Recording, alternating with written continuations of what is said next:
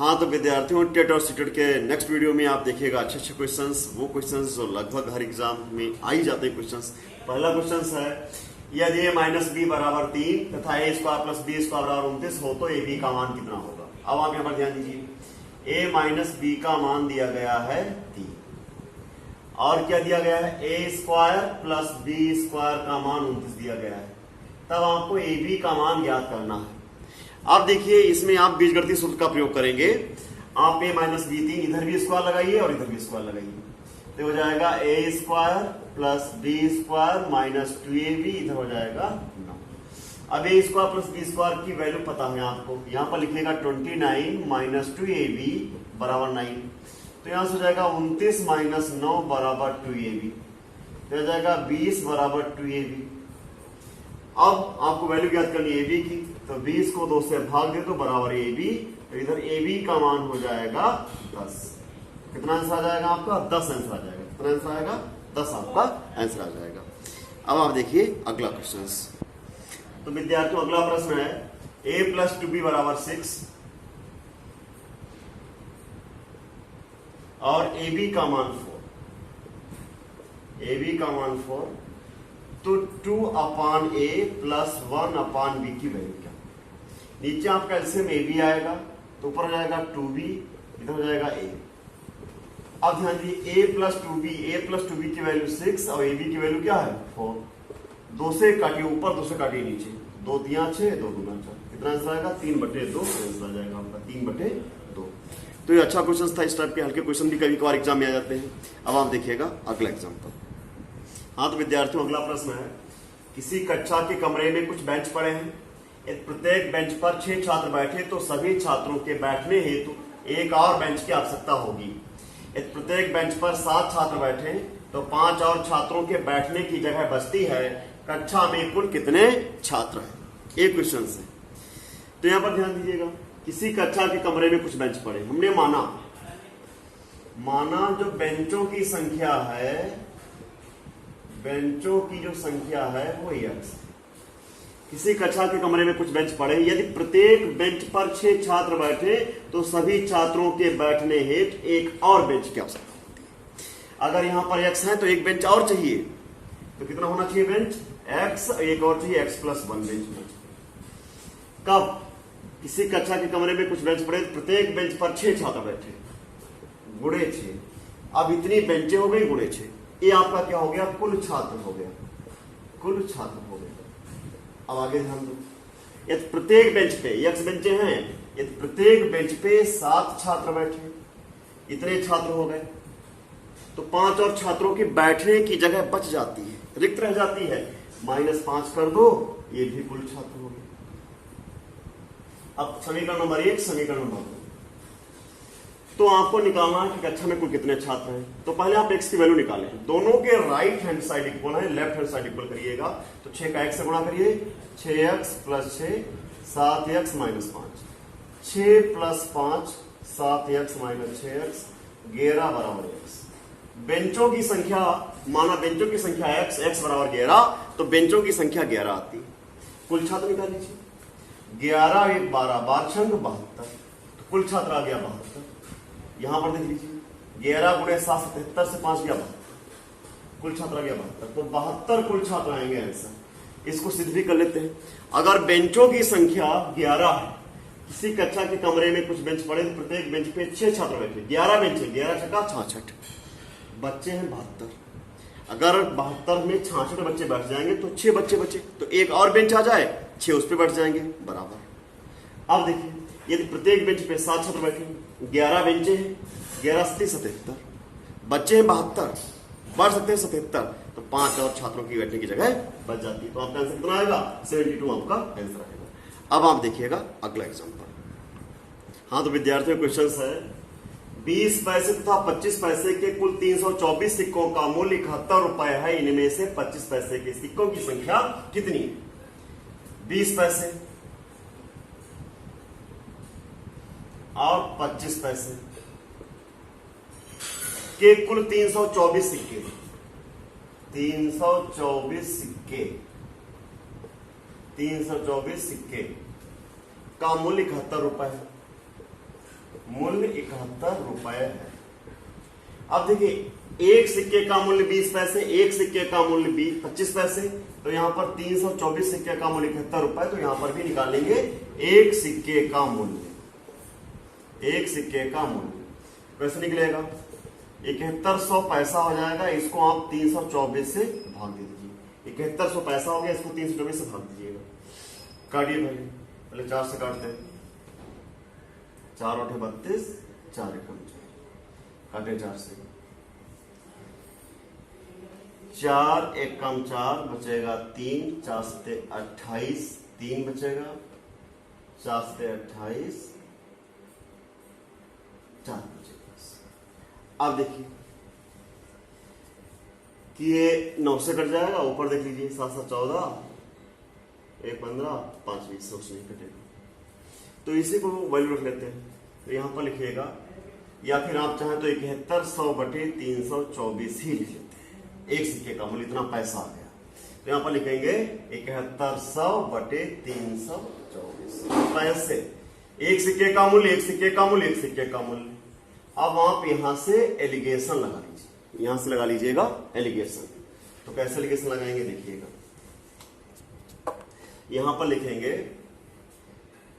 25 minus 7100 बटे 324, और यहां पर लिखेंगे 7100 बटे 324 माइनस 20। यहां पर एलसीएम आएगा 324, और यहां पर भी एलसीएम आएगा 324 माइनस 7100, ठीक है। यहां पर गुणा कर लीजिए, 25 चक्कू 100,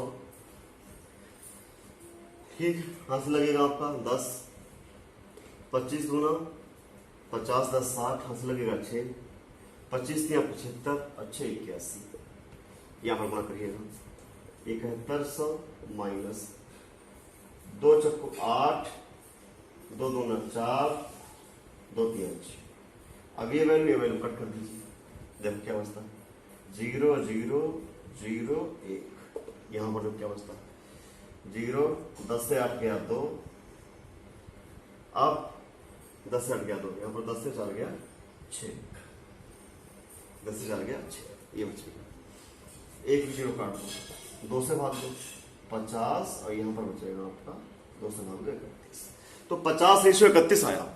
अब ध्यान दीजिएगा 50/31, अगर इधर की वैल्यू निकालनी है तो लिखेंगे 50 बटे, इनको जोड़िए 50 31 को 81, अब गुणे कुल सिक्के कितने हैं 324। अगर इधर की वैल्यू निकालनी है तो लिखेंगे 31 बटे, इनको जोड़िएगा 81, कुल सिक्के कितने हैं 324। काटिए, एकम चक्कू, एकम चक्कू, तो 50 चक्कू 200 सिक्के इधर आ जाएंगे, इधर 4 एकम 4 और 4 3 बार 124 सिक्के इधर आ जाएंगे। 20 पैसे के सिक्के होंगे 200, 25 पैसे के सिक्के होंगे 124। प्रश्न में पूछा गया 25 पैसे के सिक्के कितने होंगे, तो आपका आंसर आएगा 124 आंसर आएगा, ये आपका आंसर आएगा 124 सिक्के होंगे। अब आप देखिएगा अगला एग्जांपल, विद्यार्थियों क्वेश्चन है, 2 अंकों से बनी संख्या के अंकों का गुणनफल 8 है, इस संख्या में 18 जोड़ने पर इसके अंक पलट जाते हैं, यह संख्या है। अब आपके देखिए यहाँ पर 4 ऑप्शंस दिए गए हैं। पहला ऑप्शन आपका दिया गया 18, फिर 24, फिर 42, फिर 81। तो इन सवालों को हम लोग ऑप्शन से भी सॉल्व कर सकते हैं, सेकेंड में लग जाएगा कि 2 अंकों में बनी संख्या के अंकों का गुणनफल 8 है। अब देखिए यहां पर भी 8 है, यहां पर भी 8 है, यहां पर भी 8 है, यहां पर भी 8 है, ठीक है। फिर अगली कंडीशन देखिए, इस संख्या में 18 जोड़ने पर इसके अंक पलट जाते हैं, तो आप यहां पर सभी में 18 जोड़कर देखिए कि किसके अंक पलट जाते हैं। 18 जोड़ने पर अंक पलट जाते हैं, ये तो 36 आएगा, गलत हो गया, अंक नहीं पलटा। अब देखिए ये आपका हो जाएगा 42, तो ये क्या हो गया, अंक पलट गया, 24 का क्या बन गया 42, तो आपका ऐसा कौन सा सही हो जाएगा 24 ही हो जाएगा। तो इस टाइप से इन क्वेश्चनों को हम तो ऑप्शन से भी सॉल्व कर सकते हैं। अब आप देखिएगा अगला एग्जांपल। हाँ तो विद्यार्थियों अगला क्वेश्चन है, एक परिमेय संख्या का हर अंश से 3 अधिक है, इस परिमेय संख्या के अंश में 7 की वृद्धि करने पर तथा हर में 2 की कमी करने पर 2 प्राप्त होता है, यह परिमेय संख्या है। तो देखिए पहले परिमेय संख्या मान लेते हैं। परिमेय संख्या जानिए, परिमेय संख्या क्या होती है, ऐसी कोई संख्या जो P upon Q के फॉर्मेट में हो, Q का मान 0 ना हो, परिमेय संख्या है। Any number which one in the form of P upon Q where Q is not equal to 0 और कॉल्ड रेशनल नंबर। तो यहां पर देखिएगा एक परिमेय संख्या का हर अंश से 3 अधिक है, अब यहां पर देखिए अंश होता है और नीचे हर होता है। कंडीशन आप इसे मानिए एक परिमेय संख्या का हर अंश से 3 अधिक है। अगर अंश x है तो हर x प्लस ये संख्या आपको मानना। अब कंडीशन पे आ जाइए।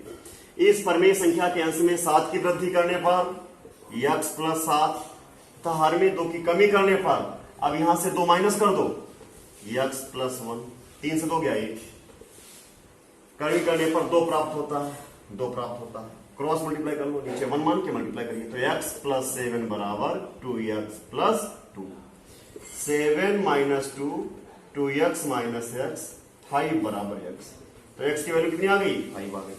तो यहां पर लिखेंगे 5, नीचे 5 प्लस 3 लिखेंगे तो फाइनली आ जाएगा 5/8। तो आपका आंसर हो जाएगा 5/8।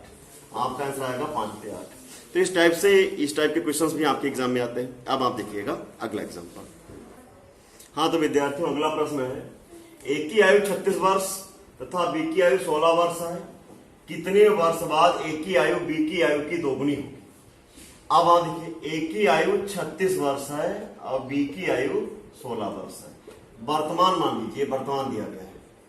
कितने वर्ष बाद ए की आयु बी की आयु की दुगनी हो जाएगी? हमने माना x वर्ष बाद।